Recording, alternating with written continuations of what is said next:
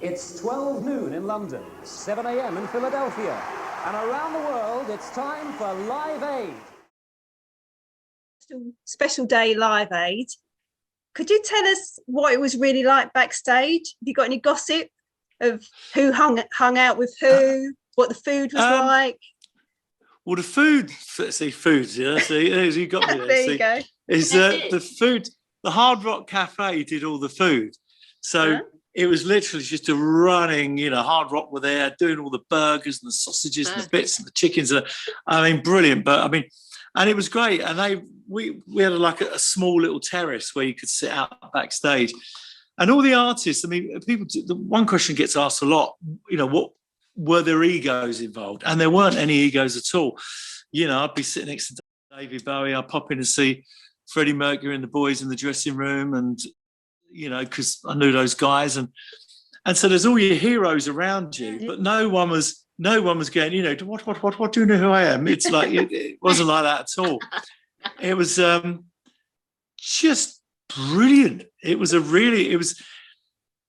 just lovely to see, because you got to remember when I was a kid watching Top of the Pops, a lot of those artists that were on Live Aid, I was a kid watching them thinking, I want to be like you one day. Were you nervous before performing? Terrified. Absolutely terrified.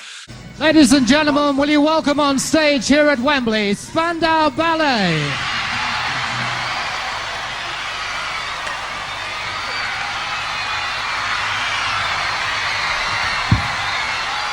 All right, world!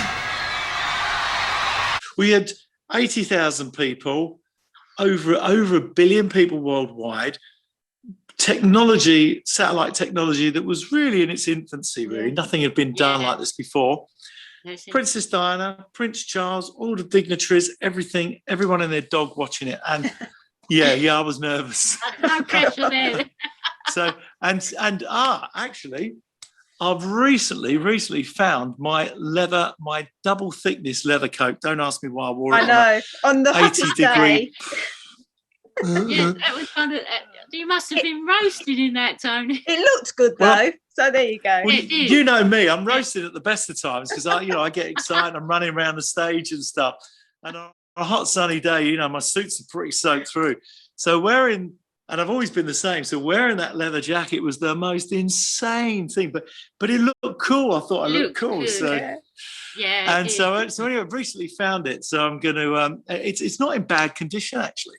So I'm going to when we get out of this lockdown, going to auction it for a charity of one of my charities. So what do I want to do? Look at it every now and again? Nope. So might even go to a museum because it's quite historical, I suppose. Yeah. In a way, yeah. Have you got any special memories from that day, Live Aid? Live Aid, loads. The fact that it happened was magical. Even though we'd been, organising and talking about it for months, I still didn't kind of believe it was really going to happen until all the artists flew in a helicopter that day because it's the only way you could get to Wembley, and we hovered just above an empty Wembley Stadium, and it was just surrounded by people waiting to get in. And it was just incredible. So at that moment, I thought, this is it. And of course, the moment Status Quo kicked off, goosebumps for everyone watching as well. Absolutely, yeah, it was wonderful. Do you think that could ever be repeated again? Oh, I'd like to think that there's enough cause in the world that need a bit of a helping hand, and music's a great medium because it transcends creed and colour and race and religion and even language. It goes through barriers and borders and through barbed wire and all of that stuff. Right. And it seems to be an amazing vehicle. So I'd like to think that yes, something like that could happen again. But whether Bob and I would even be invited if someone else did it, I have no idea. Hope so. I would like to think so. I'd like to think so. Live Aid later, it's 6 months later. I mean, on the Band-Aid was okay because I just plonked myself at the back next to Status Quo, and we were larking about for most of the thing. But 6 months later in July was Live Aid.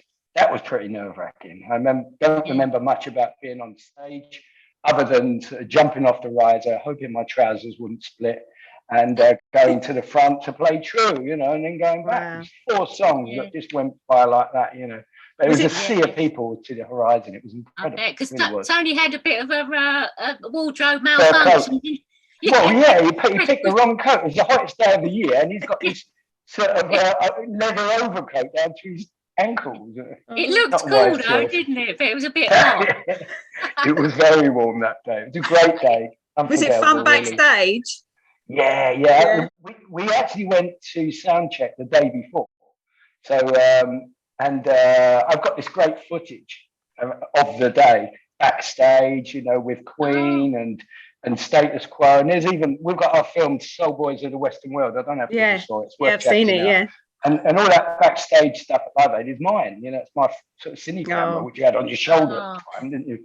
And it's great. It's a real there's a real great memories in there. I've got another tape somewhere. I can't find it, but it's one I haven't even seen yet since it was filmed in 1985.